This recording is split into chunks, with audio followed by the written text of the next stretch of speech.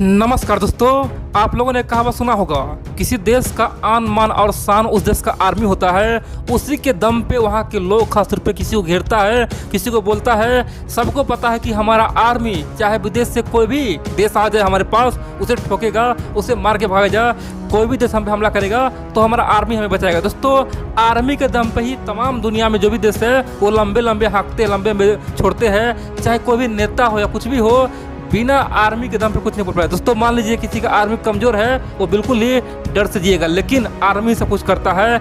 Army देश के लिए अपना जान भी सौंप देता है। दोस्तों, आर्मी का ये खासियत होता है। लेकिन बड़ी बात तो यह है, भारत के पड़ोसी देश म्यांमार दोस्तों खूनी खेल शुरू हो चुका है। कह सकते हैं कि इस सदी का सबसे खतरनाक खेल दोस्तों शुरू हो चुका है। लोगों को दौरा दौरा कर मारा जा रहा है, बच्चे बुजुर्ग महिला ये सब पे गोली चला जा रहा है। और बड़ी बात तो यह है, अब की बार अमेरिका, ब्रिटेन, यूरोप और फ्रांस ने बहुत बड़ा बयान दिया है। दोस्तों, उन्होंने कहा कि यह संघर्ष खासतौर पे अपने आप में इस सदी का सबसे बड़ा है। और खासतौर पे जिस प्रकार से तानाशाही युग चलता था पहले, वही तानाशाही फिर से शुरू हो गया है। हम लोग को एक होकर काम करना होगा। और यहाँ पे भारत को बहुत बड़ा जिम्मेदारी सौंपने वाला है। दोस्तों, भारत को यहाँ पे बहुत बड़ा काम करना होगा। दरअसल भारत सरकार अब बहुत जल्द देखेंगे तो म्यांमार में हो सकता है भारतीय आर्मी भेजेगा। दोस्तों, म्यांमार में भारतीय आर्मी भेज के वहाँ पे सब कुछ ठीक करेगा, आर्य पार करेगा। मैं आपको एक एक पॉइंट बताऊंगा आखिरकार हुआ क्या है। आप लोग पूरा खबर देखिए, क्योंकि म्यांमार में बहुत ही खतरनाक रूप ले चुका है। तो चलिए हम लोग शुरू जानते हैं आखिरकार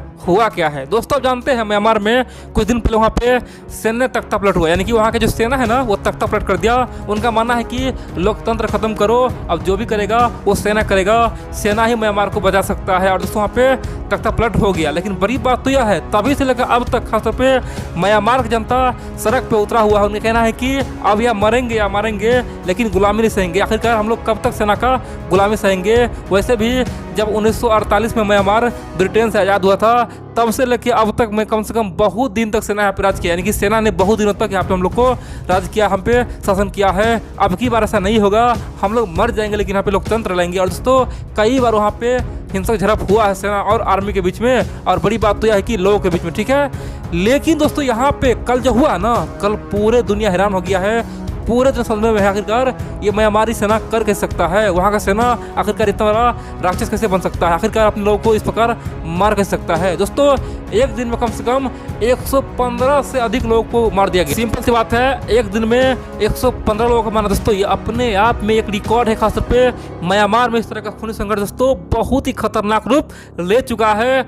और आप जान के हैरान हो जाएंगे, खासतौर पे बच्चे से लेकर बुजुर्ग सबके दोस्तों सीना में दोस्तों गोली मारा गया है, सबके भेजा मारा गया। सिंपल सी बात है, जो भी सामने आया सबको गोली मारा है। आप बोलेंगे आखिरकार म्यांमारी सेना ने कल ही ऐसा क्यों किया, क्या हुआ वहाँ पे जो कल इतना भयानक रूप ले लिया और आम लोगों को मारना शुरू कर दिया। देखिए, कल म्यांमार के जो आर्मी फोर्स है दोस्तों, आर्मी डे था, ठीक है। तो आर्मी डे पे क्या था, पहले आज से 1 साल पहले 2 साल पहले वहाँ के लोग दोस्तों खुशी से आर्मी डे मनाता था, आर्मी फोर्स डे मनाता था, और सब मिठाइयाँ बांटता था, म्यांमार का झंडा फहराता था, ठीक है दोस्तों। लेकिन अब की बार क्या हुआ है, लोगों म्यांमार का जो सेना है ना उसे देखने से भी नफरत करते हैं, यानी कि म्यांमार की सेना से सब दूर हो रहा है। और बड़ी बात तो यह है, म्यांमार की सेना खुद ही आर्मी डे मना रहा था, खुद ही बड़े जोर से आर्मी डे मना रहा था, और पूरे दुनिया को संदेश दे रहा था कि यहाँ पे सब कुछ ठीक चल रहा है। लेकिन तभी म्यांमार के आम लोग वहाँ पहुँच गया, बोला कि ऐसा बिल्कुल नहीं होगा, ये आर्मी डे नहीं है, ये राक्षस डे है, इस राक्षस डे को भगाओ, हमारे देश को बचाओ। दोस्तों, म्यांमार के लोगों ने सेना पे धावा बोल दिया और सबने खासतौर पे प्रोटेस्ट किया, आंदोलन किया। और बड़ी बात तो यह है, म्यांमार के सेना ने सबको धमकी दिया कि आप लोग यहाँ से भाग जाइए। म्यांमार का जो सरकारी टेलीविजन है सबको धमकी दिया, भाग जाइए, नहीं तो सबके सीना में गोली मारेंगे, सबके सर में मारेंगे, चाहे बच्चे हो, बुजुर्ग हो, बुढ़े हो, किसी को नहीं छोड़ेंगे। लेकिन दोस्तों, आम लोग वहाँ पे सड़क पे उतरा रहा, आंदोलन करता रहा, और अचानक से म्यांमार की सेना दोस्तों पे गोली चला दिया। खासतौर पे लगातार दोस्तों फायरिंग करके कह सकते हैं कि अब तक दोस्तों कम से कम 115 से अधिक लोग मारा गया है। बड़ी बात तो यह दोस्तों, कम से कम 500 से अधिक लोग घायल हो चुका है। सिंपल सी बात है, 500 से अधिक लोग घायल हो चुका है। किसी के पैर में गोली लगा, किसी के पेट में लगा, किसी को नाक में लगा। दोस्तों, बहुत सारे आदमी सीरियस है, खासतौर पे लगभग 500 आदमी घायल है। अभी तक 115 आदमी मारा जा चुका है। और बड़ी बात तो यह है, इसीलिए अमेरिका, यूरोप, ब्रिटेन, फ्रांस सब वो पहले मैदान में आया है और बोल दिया है कि आखिरकार एक आर्मी ऐसा कर ही नहीं सकता है। जो आर्मी अपने देश को बचाने के लिए शपथ लेता है, जो आर्मी अपने देश के लोगों को जान बचाने के लिए शपथ लेता है, जो आर्मी बोलता है कि हम विदेशियों से अपने देश को बचाएंगे, अपने लोगों को बचाएंगे, आखिरकार एक प्रोफेशनल आदमी अपने लोगों को इस प्रकार से मार ही नहीं सकता है, इतना क्रूरता दिखा नहीं सकता है। ये कहीं ना कहीं म्यांमार में राक्षस घुस गया है, खासतौर पे चीन वाला रवैया अपना लिया है और म्यांमार खासतौर पे अब पूरी तरह से मानव भक्षक बन चुका है, आदमखोर बन चुका है। अब यहाँ पे हम लोग कुछ करना चाहिए। दोस्तों, ये बात अमेरिका ने कहा, इतना ही नहीं ब्रिटेन ने यहाँ तक कहा कि अब की बार हम लोग के लिए बहुत बड़ा चैलेंज है, खासतौर पे 2021 खासतौर दुनिया इतना उन्नत हो गया, एडवांस हो गया है और इस समय इतना बड़ा तनाशाही ये आखिरकार संभव कैसे है, जिसके पड़ोस में चीन जैसा देश हो, खासतौर पे भारत जैसा देश हो, वहाँ पे ऐसा संभव कैसे है। और दोस्तों सबने कहा कि ये चीन का पूरा ही वहाँ पे जो भी नीति है सब अपनाया जा रहा है, चीनी आर्मी तमाम तरीका बता रहा है, चीन म्यांमार को पूरा तरीका बता रहा है किस प्रकार से आंदोलन को रोकना है और इसीलिए यहाँ पे हो रहा है। हम म्यांमार सेना का घोर विरोध करते हैं, हम लोगों के साथ हैं, लोगों को हम बताना चाहते हैं कि आपके लिए हम कुछ भी करेंगे, हम बहुत जल्द म्यांमार में उतरने वाले हैं। दोस्तों यही बात ईयू ने बोला, यानी कि यूरोपियन यूनियन ने बोला। उनका कहना है कि म्यांमार को अब मिटाने का समय आ चुका है, वहाँ के आर्मी का घमंड तोड़ने का समय आ चुका है, वहाँ के आर्मी को अब ख़त्म करने का समय आ चुका है। ये आर्मी नहीं, ये तो एक बहुत बड़ा गुंडों का एक ग्रुप बन गया है, जो गुंडा पूरे देश पे राज कर रहा है और पूरे देश को अपना गुलाम बना लिया है। उसे खदेड़ना ही पड़ेगा, हम लोगों को आना ही पड़ेगा।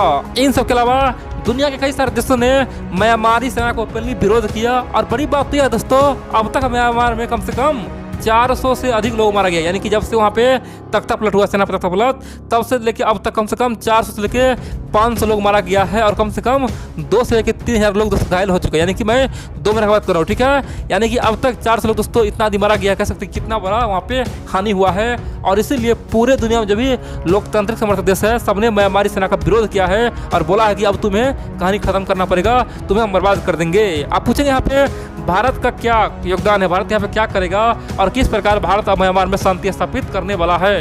दोस्तों भगवान कृष्ण ने गीता में कहा था, जब जब भी इस पृथ्वी पे अत्याचार बढ़ेगा, धर्म का हानि होगा, खासतौर पे आम लोगों को जीना खासतौर पे मुश्किल हो जाएगा, तभी इस धरती पे कोई ऐसा आएगा जो धर्म का खासतौर पे स्थापित करेगा और वहाँ पे धर्म फिर से उत्पन्न करेगा।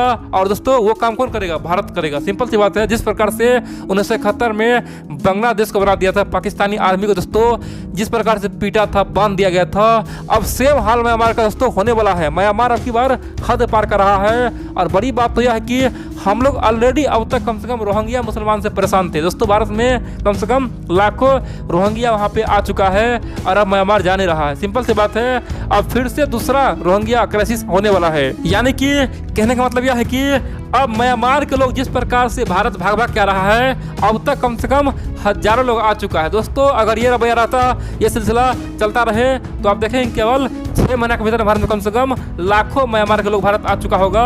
और बड़ी बात तो यह है कि भारत में अपना बसेरा जमा चुका होगा और यहाँ पे भारत बहुत बड़ा मुश्किल पैदा कर देगा। दोस्तों भारत को अब कुछ करना ही होगा, क्योंकि ये भारत के लिए बहुत बड़ा समस्या है। और यहाँ पे चाइना खुश है दोस्तों, चाइना बहुत ही खुश है।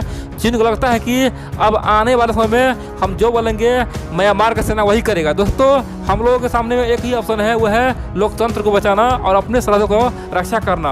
अब जब तक वहाँ पे म्यांमार का सेना का राज रहेगा, तब तक दोस्तों हम लोग के साथ खासतौर पे म्यांमार से रिश्ता खराब ही रहेगा, क्योंकि वहाँ के लोग भाग के आएगा और हम लोग उससे भगाएंगे तो फिर रिश्ता खराब होगा। सिंपल सी बात है, वहाँ पे लोकतंत्र स्थापित करना होगा ताकि म्यांमार में शांति हो सके और वहाँ से चीन भाग सके।